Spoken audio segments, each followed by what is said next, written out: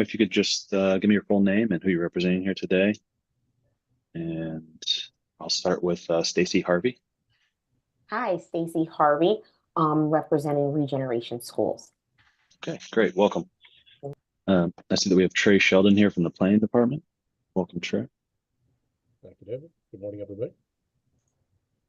And looks like we have someone under Alex. Actually, this is Mike Cassidy here on behalf of Atlantic Sign Company. Okay, great. And also we have Angela Montagna. Hi, Angela Montagna. I'm representing Regeneration Schools. Okay, great. Welcome. On the applicant owner side here, are we expecting anyone else to join us? Are we waiting for anyone else? Okay. No, great. this should be it. All right, let's go ahead and get started. So I need to read through our hearing script. This will just cover the procedure for the hearing, and then we'll get into it. So this is the August 14th, excuse me, 2024 session of the zoning hearing examiner docket. Again, my name is David Sturkey. I'll be presiding over the hearing today. The case before us is case number ZHUV240005. That's 3595 Washington Avenue. The purpose of this hearing is to allow applicants and any other parties to testify and to offer and refute evidence and testimony. This hearing will follow the rules found in the zoning code and the supplemental rules of the zoning hearing examiner. All testimony and evidence that an applicant or any other party wishes to offer must be presented at this hearing. The hearing will proceed as follows. The applicant, the applicant's attorney, or the applicant's agent will first present the applicant's case. So for our purposes here today, I'll allow Mr. Cassidy and the two representatives from the school. That'll be your opportunity to tell me about the project. However you want to orient that presentation is up to you. One of you can speak, all of you can speak. It's really up to you how you want to do that. After you've had that opportunity, if there were anyone here from the public, they'd have an opportunity to speak after you had presented your case. If someone does try to join, I will let them in, but if no one from the public arrives, then I'll go right to Mr. Sheldon from the planning department to provide any testimony in addition to his staff report. In the event that any party testifies or offers argument in opposition to this application, the applicant will have an opportunity to respond to that testimony that was offered in opposition. And then finally, the applicant will have an opportunity to make any closing statements. After all presentations have been made, I will close the hearing. Decisions may be expected within 2 weeks. I may limit or exclude any testimony that I deem irrelevant or outside the scope of the application being considered. I may interrupt any speaker to ask questions or make any comments. In the event of any technical difficulties with the Zoom technology, I'll do my best to troubleshoot those issues on the fly. But to the extent there's some defect that prevents us from meaningfully going forward with this hearing, I may continue or postpone the hearing at my discretion. Okay, last thing I need to do is just swear in all of our witnesses. So if you intend on providing any testimony here today, making any comments, doing anything other than really than just strictly observing here today, zoning code requires that I swear you in. So if that's you, if you could take yourself off mute right now, I'll need everyone who's going to testify to raise their right hand and to answer out loud. Do you solemnly swear that the testimony you shall provide will be the truth, the whole truth, and nothing but the truth? I do. I do. Mr. Cassidy, I'm sorry, I didn't get that. I do. Sorry. Okay, great. Sure. All right. Let's see who's going to be taking the lead here for us on the presentation for the applicant. I'll start us off. Sure. Floor is yours. Thank you. We have a quick presentation we're going to put up for you, but I just want to thank you first of all by just giving us an opportunity to provide additional context. And I sincerely apologize that the additional context wasn't given to you earlier. But my name is Stacy Shells Harvey. I am the CEO of Regeneration Schools. And I'm just here to give you a little bit of context about who we are and why this is all important to us. Our mission is to ensure that all children have access to a great school that prepares them for college and to be really good people. I am a Cincinnati native. I believe I'm tied to this mission. My mom is a retired principal from Cincinnati Public. I went to Mercy Montessori, kindergarten through 6th grade, a school that is located right within a community. I then graduated from Walnut Hills, another school that is located right within a residential community. And my son now goes to Summit Country Day, which is right off there on Grandin Avenue. And one thing that I've had an opportunity to witness my entire life is going to schools that are within the community and how the school has to work within the community and fit within the community in terms of mission, but also aesthetically, right? Like it's got to look great. And that's one of the things that is very important to me as a leader. I'm I've created schools that support poor children, and I want them to have a place that feels as beautiful as Summit Country Day, where I send my kid, or Mercy Montessori, where I went. And it's been a conviction of mine. And so I hope I can take you through a little bit of how that lives out, even as something as small as a sign. So just a little bit about us. We've got 9 schools across 2 states. We are the #1 gap busting. Stanford University named us as the #1 gap busting network in Illinois for English language arts and #3 in math.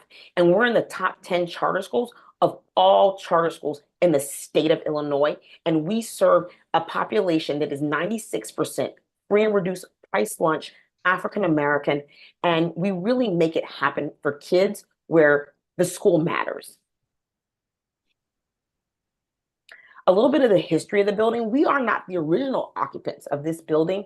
This is what the building looked like when we took ownership July 1st of 2023. We had about a month before staff started on August 1st and kids started walking in right now. Today's actually our first day of school in these buildings. You see the graffiti. I'm not sure if the bottom picture, the broken fence.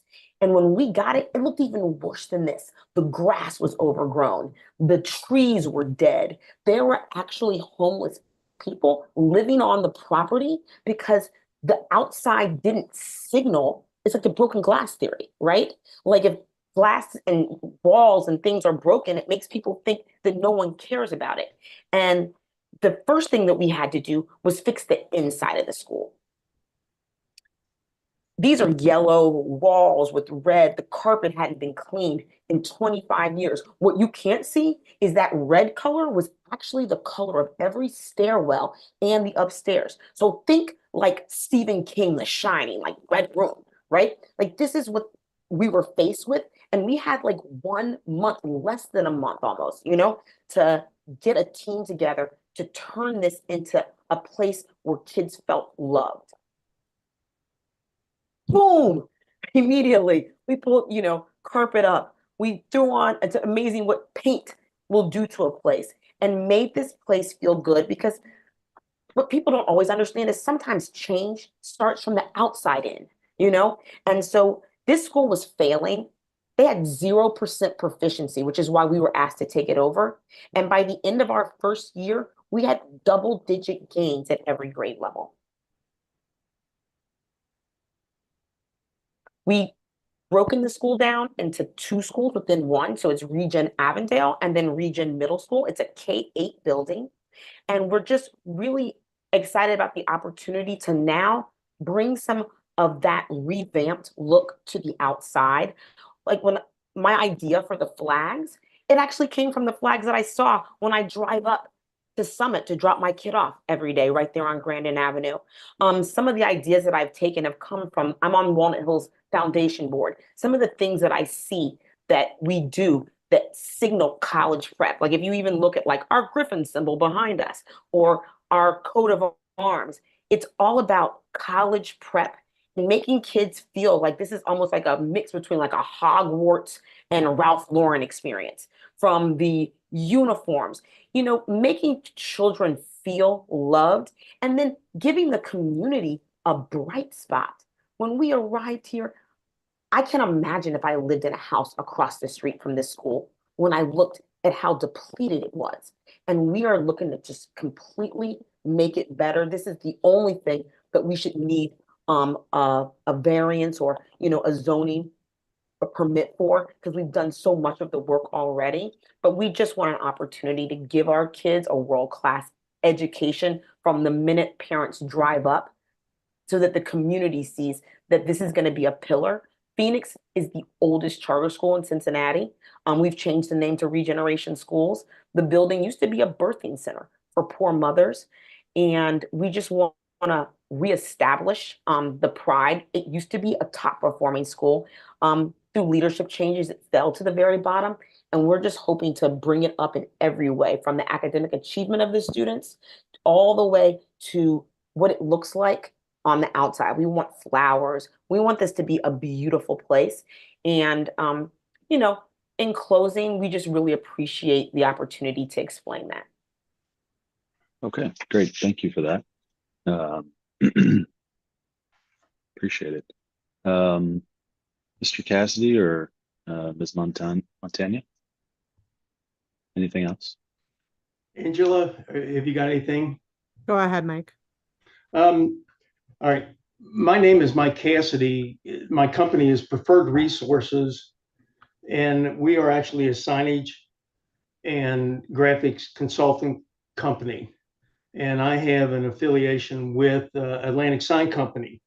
They asked me to come in and take a look at this particular case because of the uniqueness. And first of all, I guess in a sense, when we look at variances, the first thing that we look for is the hardships and why a variance needs to be granted based on a hardship. Now, I would tell you that the hardship actually is because the property is zoned residential.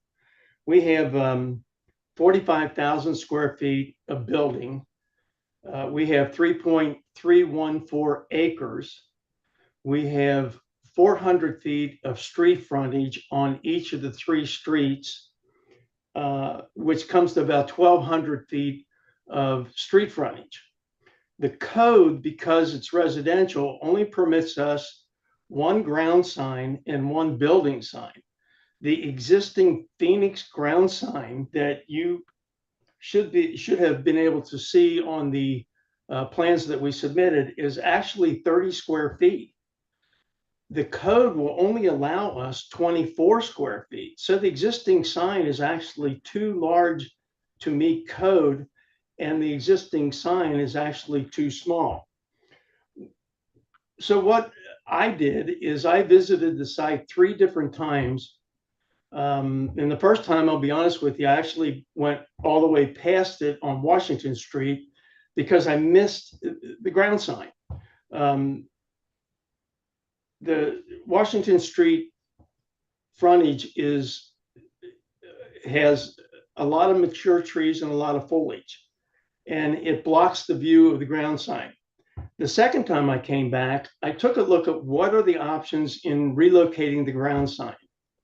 And to be honest with you, the options are either we just cut down trees so we have better visibility, which neither the city nor Regeneration wants to do because they're looking at this presentation of their campus, which houses 2 schools. So that cutting down trees and foliage really wasn't an option. And I understand that Regeneration did as much as they possibly could without impacting the appearance of the campus itself. So we have the 3 street frontages of was it Harvey and Glenwood and Washington Street. Washington Street is the main thoroughfare. It has the ingress egress driveway into the facility itself. So I took the sign industry standards, and I think this is important. We don't establish a size of the sign and put the copy in it. What we do is we establish the size of the copy and then draw a box around it, and that's the sign. There are more than 10 different standards to develop a sign. The number 1 standard is for every 1 inch of letter height that you have, you get approximately 30 feet of readership. So if we have a 3-inch tall letter, we get maybe 90 feet. Now that 30 feet goes up and down. If the color contrast is not good, let's say red on green because we like Christmas, the readership actually goes down. Maybe it's only 20, 25 feet because there's not a good color contrast. If we go to yellow on black, which is the optimum, that's the very best. Then we maintain that 30 feet, maybe increase it slightly. Then we take into consideration the letter style. And if we use all block letter style versus all block letter style versus script, we are able to maintain that 30 feet. When we go to script, our readership drops. When we looked at Regeneration, the other aspect is when we use upper and lowercase combination, people have a tendency to read words instead of letters. when we do all uppercase, they have a tendency to read across the word in the individual letters. So upper and lowercase is more readable. So we take the letter style of block versus script, or a spur letter such as regeneration. We have all uppercase. We package all that together: competitive lighting, speed limit, visibility. We take all of that into consideration. We figure out what is the appropriate size of the letter, and then we draw a box around it. So we did exactly that for regeneration, especially for the ground sign. And we came up with the size that we have submitted. And I would tell you that that's basically the minimum. We've got cars parked on the side, on the street, that traffic needs to maneuver around. We've got a plethora of foliage and trees, which makes it a little more difficult to be able to see the sign and read the sign. So we took all of this into consideration, and that's the design, and the size that you have submitted is really kind of the minimal that will work effectively as someone who is new to the area, who is looking for regeneration schools, a first timer like myself who drove past the existing sign. That's going to help them identify in an adequate time to turn into the only driveway into the access, or into the facility. The other part of this is that this is the only sign of the 4 signs that we have proposed that will be illuminated. And the reason for that is because it gets dark around 4:30, 5 o'clock in the wintertime. And we have people that will still visit the site. And so what we want to do is illuminate the copy so they can readily identify this facility and enter in a timely manner. However, what we're not doing is we're not illuminating the background. The only thing that will illuminate on the ground sign is the copy and the logo. That's it. On the orange for Avondale, that orange will not illuminate. The only thing that will illuminate is the copy. And the reason for that is because we are sensitive to the residential area around us.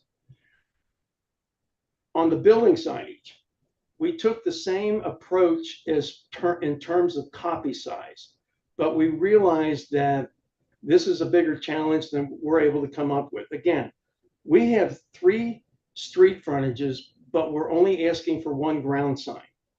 We are forfeiting a ground sign, or asking for a ground sign in Harvey, and we're also forfeiting the opportunity for a ground sign on Glenwood. However, we do have a building sign on the north elevation that does face Glenwood, and again, at a minimal. Both building signs are not illuminated. There is no illumination for these signs, not externally and not internally. So what we're counting on is the color contrast between the color of the copy and the background to be readable enough from Glenwood. I would tell you that the sign on the east elevation, at the southeast corner of the building, which is not illuminated, has very limited visibility. And you can look at that on the plans. I think we give you a shot up the driveway, and that's the only time you can actually see this sign. And the purpose of that is that we have a 3-story building that's 125, it's a 125-foot wall that's 3 stories, and it's solid brick with windows. And we have nothing on that building to invite people to the building itself. I understand what staff is saying, that you're basically already have a captured market because people turned in the driveway. But the other part of it is we're identifying the building. This is a signature sign that helps draw people to the building itself and have a better direction as to where they're going to go. The 3rd building sign is located over the entrance. And again, this is a sign that is not visible from any public thoroughfare. You cannot see the sign from Harvey, you cannot see it from Glenwood, and you cannot see it from Washington Street. It is there to identify the entrance from the parking lot. So as people pull into the parking lot, they're able to know immediately this is the entrance.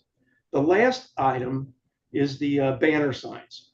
And I would follow up with Ms. Harvey's comments. We're trying to make this inviting. If you look at it, yeah, the trees are nice and so forth and so on, but we're still just a very large building. Like I said, it's 45,000 square feet on 3 acres. And if you were to go to any other zoning regulations, for the most part, you could go to business, you could go to medical, you can go to even commercial, but I won't include that. The amount of signage that's permitted would be, we wouldn't be asking for a variance for the most part. With this much wall area and this many street frontages, we basically would submit this as is and wouldn't require a variance. What required a variance is the hardship in that it is zoned residential. So what we've done is we've minimized this, and let me back up just a second.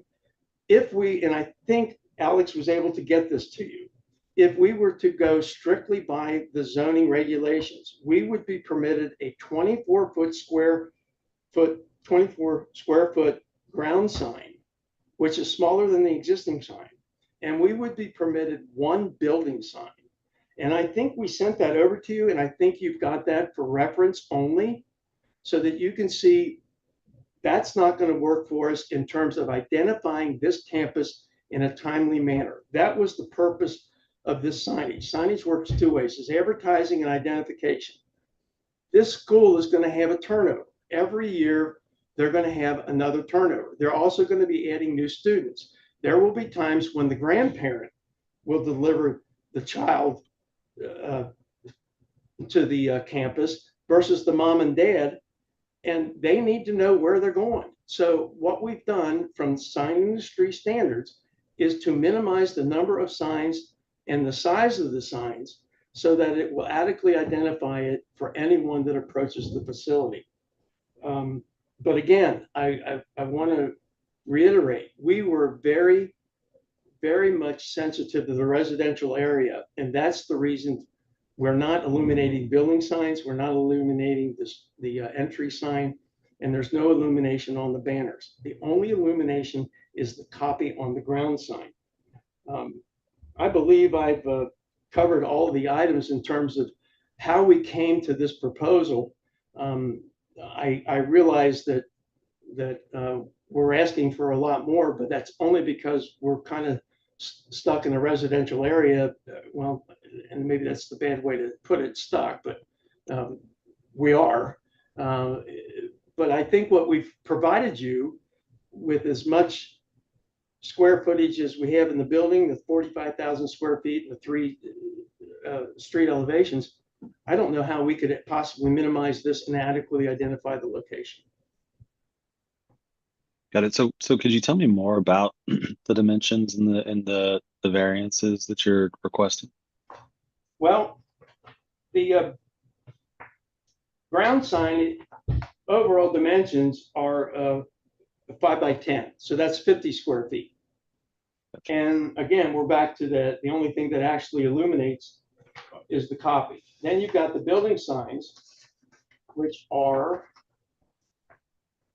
And to be clear, when you say copy, you're just referring to the actual letters. Yes, of the actual lettering. Regeneration School. Yes, the only thing that will illuminate on that ground sign will be the lettering. The background will not illuminate neither the orange nor the dark blue. The building signs are 54 inches by 180 inches. And those dimensions and the copy of 10-inch, and if we go back to what I said, that you get about 30 feet of readership, and I'm going to tell you that basically that's going to be less than the 30 feet. We're talking 300 feet. So as you drive by on Washington Street and look to the left up the drive, you will be able to see this building sign and somewhat be able to read it. What we were trying to do is to make that particular sign a signature sign, so that when people drive up the drive, oh yeah, I am here. This is it. This is the building. There's not another building somewhere else. And the other part of this is that we did not put the 2 separate schools on any of the signage with purpose. It's kind of the KISS program. Keep it simple. If we just put regeneration schools, people will identify with that and enter the campus and then find their way from the parking lot.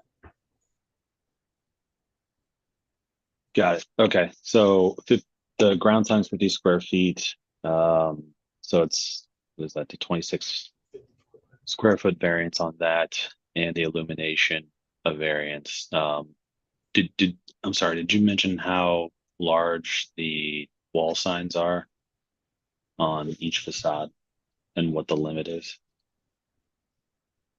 Do you know what is the limit on the ground sign? We do know that. The limit on the ground. Oh, no, It's the wall sign. whole on the building signs.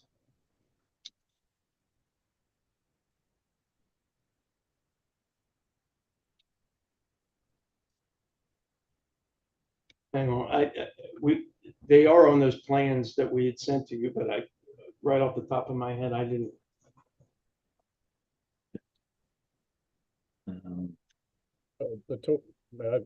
David, you want? Sure, sure. Okay. Go ahead.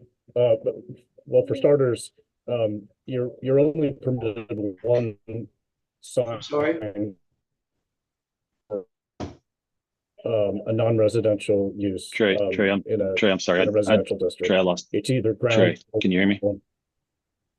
Yep. I'm sorry. Yes. I don't know if that was on my end, but I missed what you said originally. Could you start from the beginning? Well, just for starters, you're only permitted one sign. It's either ground or building for semi-public or public uses, and that one sign would be limited to 24 square feet normally.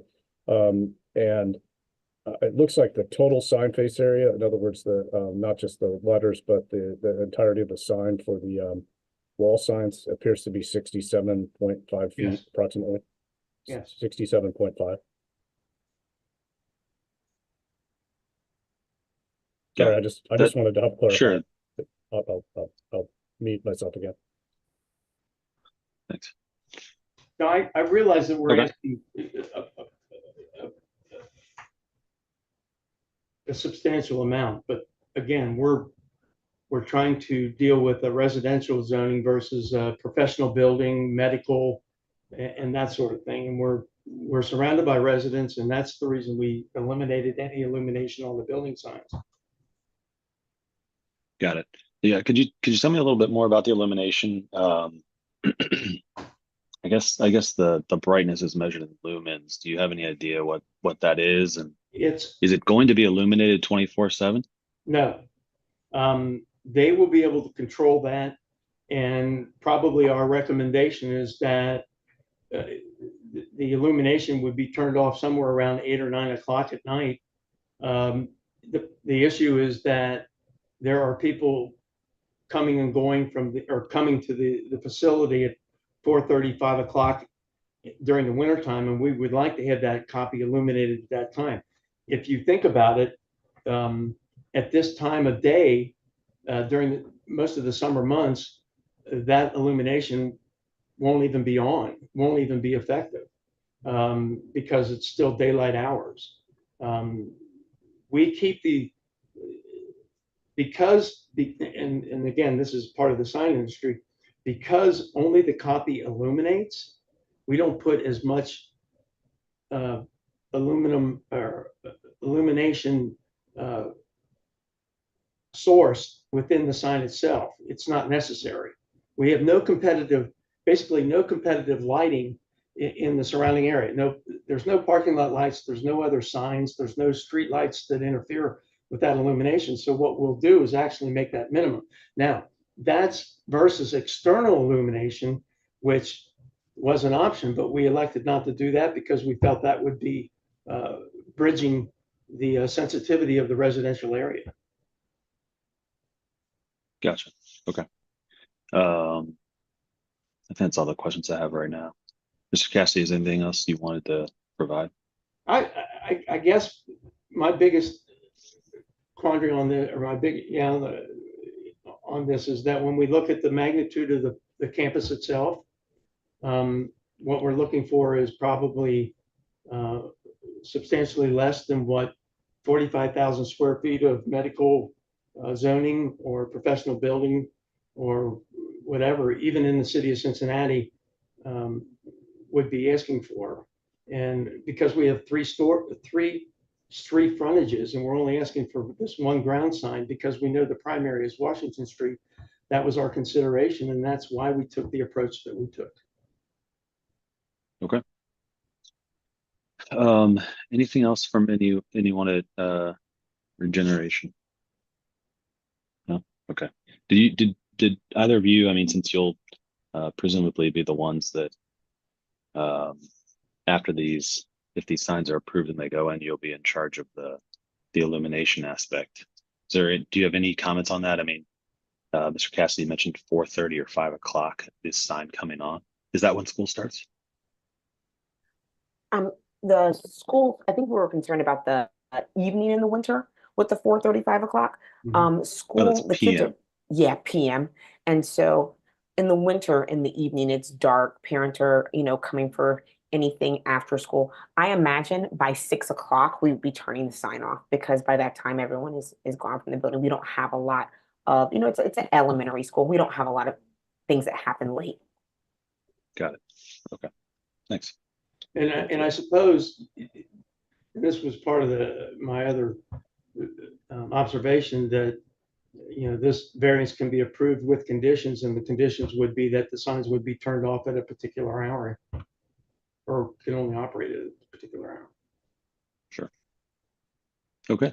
I think I'll turn it over to the planning department. Allow Trey to weigh in here. Trey. Sure, David. This was actually discussed, the project was discussed on our staff meeting and obviously with the zoning administrator. In fairness to Alex, I've got to work with him on other signage packages, and we've met several times in person. In fairness to him, he did have to take over this project from Brooke, as you are aware. She moved out west, and so I think this was like one of the first projects that Alex had. It's still, I think the permitting actually had Brooks, and I mean, it was Brooke did the permitting originally for this. So when I was writing my staff report, all I had, rather than say all this testimony, all I had was a very limited letter from them. And I think whether it was on Brooks' end or just Alex just starting, but basically in the application, it identifies this as a changeable copy. It identifies the push-through letters as a changeable copy, like a electronic message center. So I mean, we discussed this. I mean, I would be amenable to some of this being approved, and so is the zoning administrator. But at the time, we just felt like we didn't have enough evidence in terms of a hardship here. Basically, the variance standards and most of the letter in support addressed the benefits of a changeable copy sign, which wasn't even what is being proposed here. So absent that, and or not having a really convoluted recommendations, Emily felt that we should just blanket deny all of them and see where we go in terms of the presentation here before you. I just felt like some of what I've gotten in the way of testimony here and what you've heard, I didn't have the benefit of that other than a brief meeting that I had with the folks from Regeneration, Angela, and some other staff from Regeneration. We met about another matter as well that they're doing, the potential athletic field, and about this. And but that was only a couple of days ago, and I couldn't amend my staff report.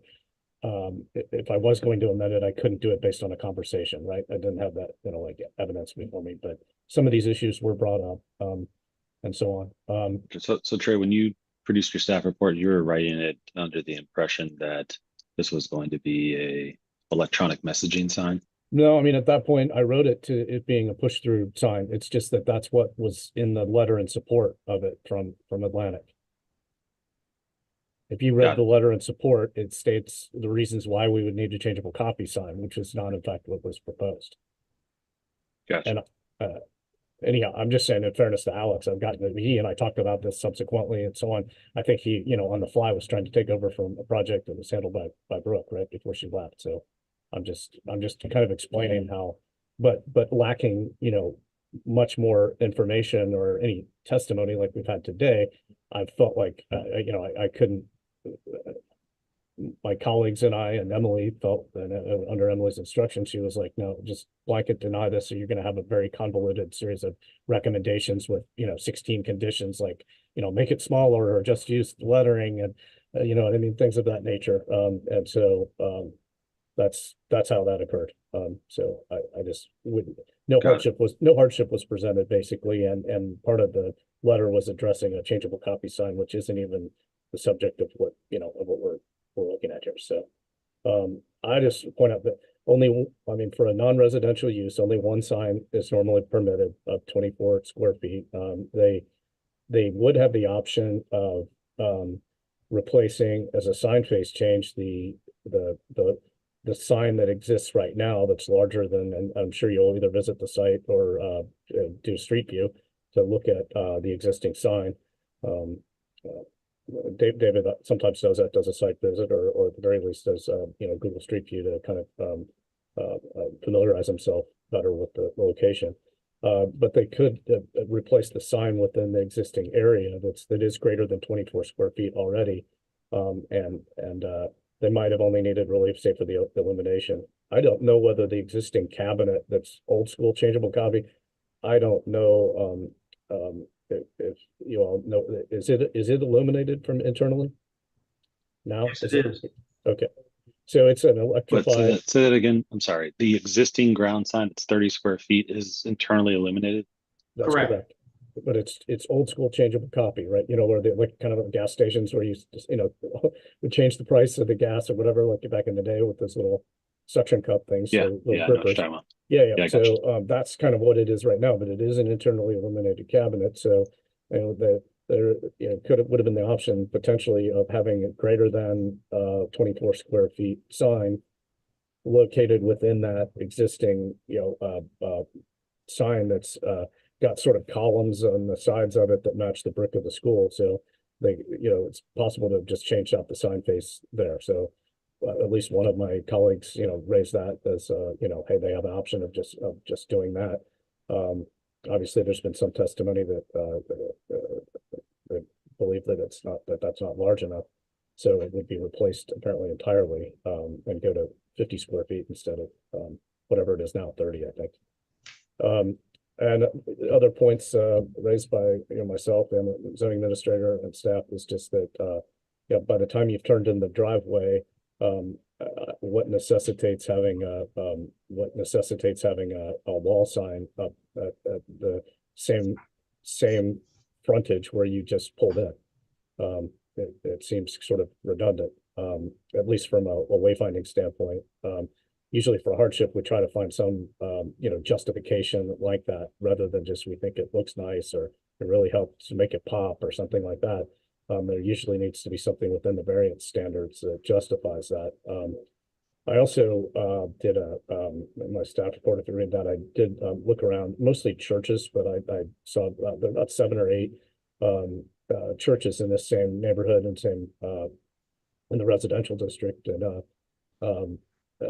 I've listed those in my staff report, so I'm not going to enumerate that now, but at most, oftentimes they had, for example, dimensional letters or something of that nature affixed to the building, and then a variety of ground signs. Some had 2 signs, some just 1, but none this many. So to the last prong of the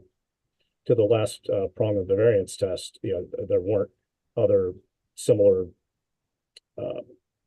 examples or comparables of non-residential use in this neighborhood and same district having this many signs. So I'm just pointing that out. We did in staff meeting discuss because of the sheer size of this place, of the school and the campus, they've alluded to that it might be reasonable to allow them to put signage on the north facade if somebody's coming from Glenwood or whatever, so they could identify, because that is a big massive building over on that side.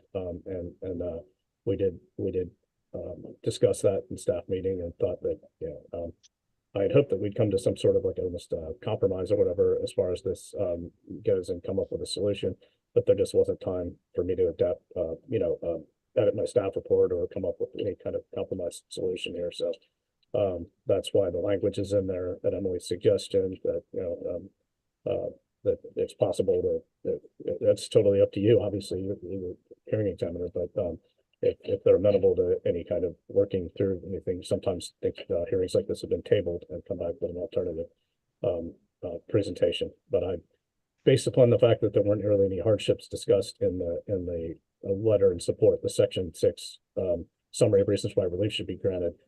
At the time when I was writing my report and had to get it done, I could not, get to a yes on that basis.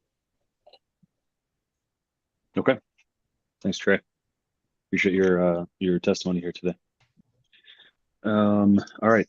Turn it back over to the applicants and the school here. Anything you want to say in response to Trey's comments?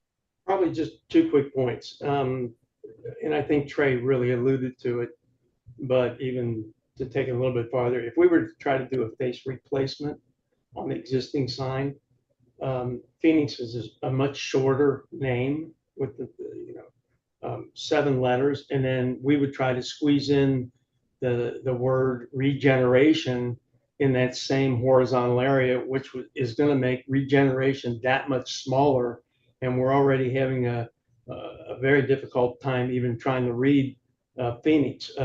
We can't, in order to abide by the zoning regulations, it's just a face replacement. We can't alter the cabinet itself. So the face replacement really wasn't an option. We had looked at what we possibly could do with that existing cabinet and that masonry work, and that's just not possible. The other part was the building signs. What we're trying to do is be consistent with the branding that regeneration schools use, and that's their gold color copy on a dark blue background. And if we were to use individual letters, what would happen?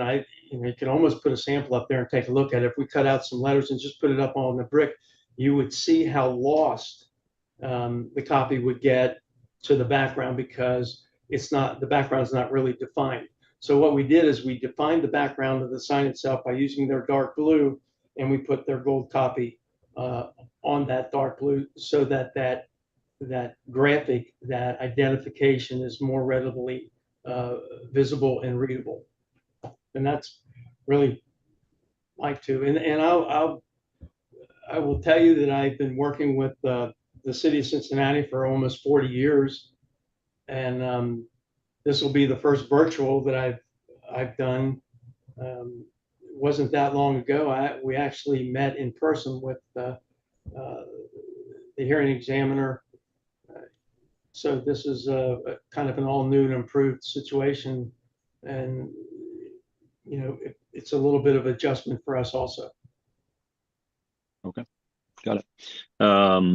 So this last opportunity for any closing remarks before we adjourn from anyone on the school side. We just want to thank you for giving us the opportunity, David and Trey, for providing the additional context, because we did think it was important. So thank you for giving us time today. Absolutely. You're welcome. Thank you all for your time, your testimony. Thank you, Mr. Cassidy, for joining us virtually here today. I know that there can be some learning curve with that, but I think you did fine. Yeah, so I think I do want to actually visit the school. I'm not familiar with this campus or this particular area of Avondale that well, so I think I will do a quick site visit that doesn't require anything from the school or from Mr. Cassidy. It's basically just a drive around to get a sense of the neighborhood and the compatibility with the neighborhood.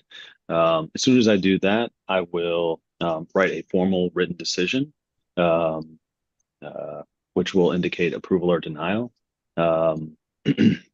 I think there's a large package of this, at the very least, a large package of this that I'm inclined to approve. I may put some guardrails, particularly around the lighting hours, just to ensure that there's no adverse for some of those. Try to be sensitive to your needs with different lighting at different seasons. As soon as I finish that, I put it into a PDF and I'll email it to everybody who's in the hearing here today. So you all have a copy of it really just moments after it's complete. From there, you can take the next steps. Mr. Sharkey, Yes. if I could interrupt you just for a second, I would tell you from my own professional viewpoint, the fact that you're willing to go out and visit this location is going to give you a much better feel for what we're asking for. And I do appreciate that. I know how busy you are and I know what you do. And that's not an easy thing for you to be able to do, is to run out and spend probably an hour trying to get a feel for what we're asking for. I think I really appreciate that. I want to tell you thank you for that. Yeah. Yes, No thank problem. you. And we'd love to give you a tour, all of you. So if you want to come, school Sure. starts today, so if you'd ever like to come in and see our babies, please let us know. I appreciate that. I don't think it'll be necessary, but yeah, I do think this is, I would like to get a sense for the scale and of the building and the property and just have a better sense of it before I actually write this and make a decision. So I appreciate that from everyone. And yeah, so like I said, as soon as I finish this, I'll email it to you. You'll have it really moments after it's complete. And I think that's it. Again, any other questions? I just wanted to say thank you to Miss Harvey for showing the kind of the virtual tour there, because Miss Montagna was kind of giving me an idea of how you spruced it up. But I mean, you really spruced it up. It looks like you did a really good job of Thank you, Trey. making that a much brighter space for brighter young minds. So That's right. Thank you, Trey. you're welcome. Yeah, I agree. And good luck with the first day of school and with the rest of the school year moving forward. All right. Thanks, everyone. Hope you have a wonderful day. You'll hear from me soon. And we are